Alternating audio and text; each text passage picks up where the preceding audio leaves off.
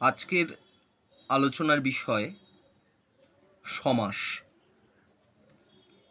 খুব সংক্ষেপে সমাসের কিছু পর্যালোচনা, সমাসের চ্যাপ্টারটি, দশম শ্রেণীর সমাসের চ্যাপ্টারটির পর্যালোচনা করছি। মনে রাখবে, যেটুকু মাধ্যমিক পরীক্ষায় প্রয়োজন হয় খুব সুন্দরভাবে সেটুকু বুঝিয়ে দেওয়া এবং পরবর্তী স্তরে তার প্রশ্নোত্তর আলোচনা, এটাই এই ক্লাসের বিষয়বস্তু। সমাস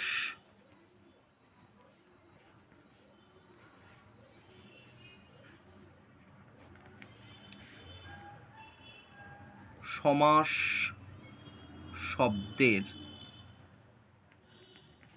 আক্ষরিক অর্থ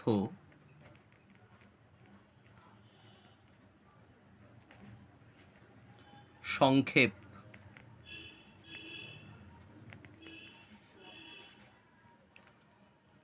ব্যুৎপত্তি, সমাসের ব্যুৎপত্তি বা প্রত্যয় সম পূর্বক অস যোগ অ বা ঘং প্রত্যয়ও বলা হয় এটাকে। সমাস হতে গেলে মনে রাখবে, ভীষণ প্রশ্ন আসে, সমাস হতে গেলে কমপক্ষে দুটি পদের প্রয়োজন।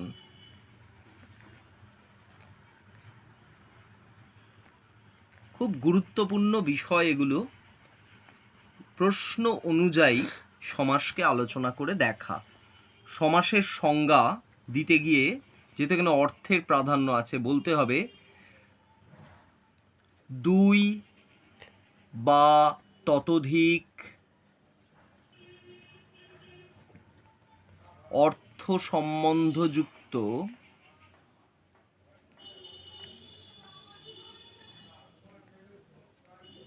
পদের মিলনে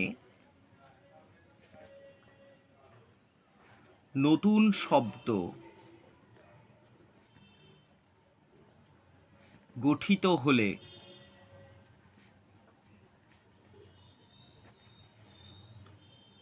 তাকে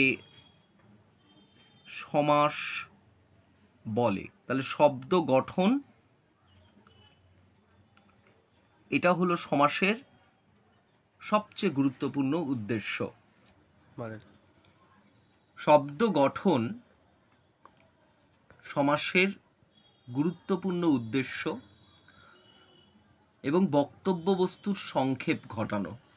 যদি আমি বলি ছেলেটি বিদ্যার আলয়ে পড়ে, এটা বললে যতটা না বক্তব্য বস্তু সংক্ষেপিত, সুন্দর, সংহত শোনায়, তার চাইতে ছেলেটি বিদ্যালয়ে পড়ে বললে অনেকটা সংক্ষেপিত, সংহত এবং সুন্দর শোনায়। এই যে বক্তব্য বস্তুর সংক্ষেপ, এটা যার মাধ্যমে ঘটে সেটি হলো সমাস। আশা করি আমি বিষয়টা স্পষ্ট করতে পেরেছি। এবার খুব স্বাভাবিকভাবে দুটি শব্দ গঠনের প্রক্রিয়া, একটি হলো সন্ধি, আরেকটি হলো সমাস। এই দুটোর মধ্যে একটা পার্থক্য নিরূপণ, এটা খুব গুরুত্বপূর্ণ একটি বিষয় সমাসের আলোচনায়। আমরা যদি দেখি, খুব সহজ ভাষায় যদি এর কয়েকটি পার্থক্য আমরা উল্লেখ করি, প্রথমত সন্ধিতে বর্ণে বর্ণে মিলন ঘটে।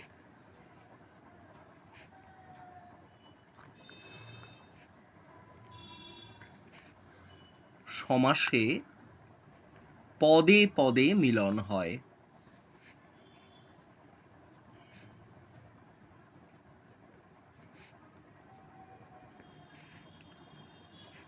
সন্ধিতে অর্থ প্রাধান্যের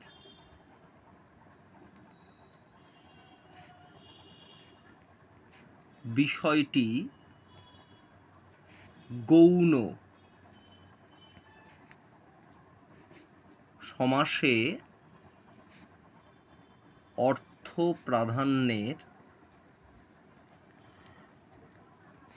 বিষয়টি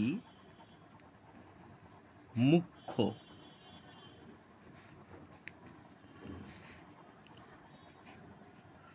সন্ধিতে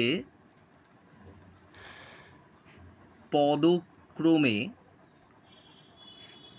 কখনো বিশৃঙ্খলা ঘটে না। সমাসে কখনো কখনো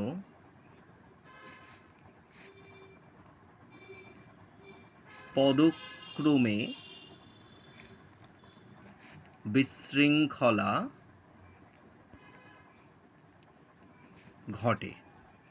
যেমন আমি উদাহরণ দিই, সন্ধির ক্ষেত্রে একটা উদাহরণ দিয়ে দিই, হিম যোগ আলয়, অকার যোগ আকার সমান সমান আকার হচ্ছে এখানে হিমালয়। এটা হচ্ছে সন্ধির নিয়মটা আমি বলে দিলাম একটু। এবার ধরো আমি যদি বলি সিদ্ধ যে আলু, তখন কিন্তু সিদ্ধ আলু হবে না, হবে আলু সিদ্ধ। এই যে পদক্রমে বিশৃঙ্খলা, অর্থাৎ পূর্ব পদের পরনিপাত ঘটল, এটা একমাত্র সমাসে হয়, সন্ধিতে কখনো হয় না। সমাসের কিছু পরিভাষার কথা আমাদের এবার পড়ে নিতে হবে। খুব ভালো করে আমরা বুঝে নিই। প্রথম যে পরিভাষাটার কথা আমরা জানব, ব্যাস বাক্য বা বিগ্রহ বাক্য।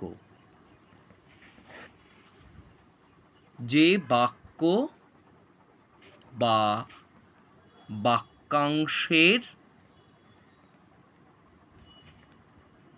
দ্বারা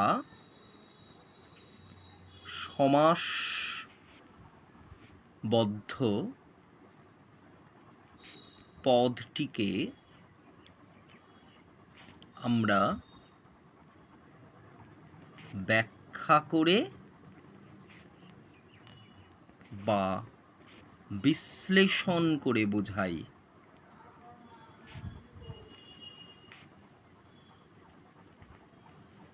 যেমন ঘর জামাই,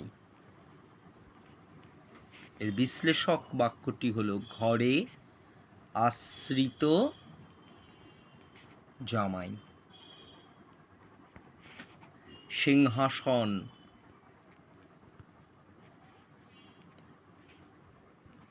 সিংহ চিহ্নিত আসন। মহাজন, মহান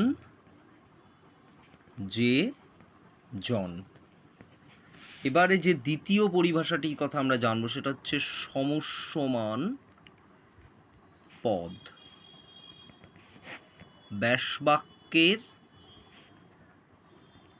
অন্তর্গত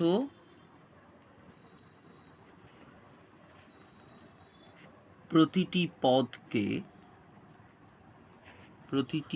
পদকে বলে সমস্যমান পদ। যেমন দিন রাত,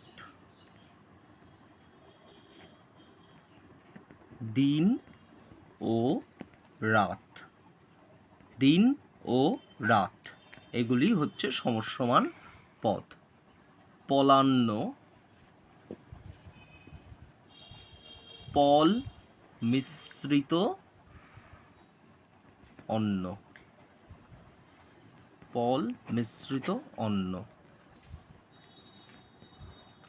এবার হলো তৃতীয় যে পরিভাষাটির কথা আমরা জানব, সেটি হচ্ছে সমাসবদ্ধ পদ বা সমস্ত পদ।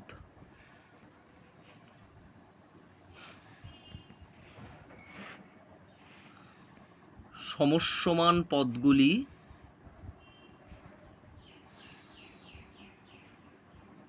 পদগুলির মিলনে যে সংক্ষেপিত পদ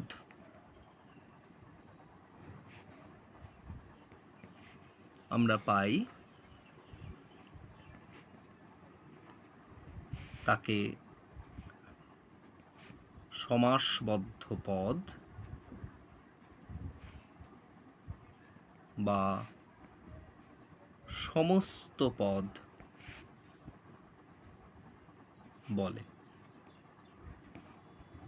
যেমন পাপ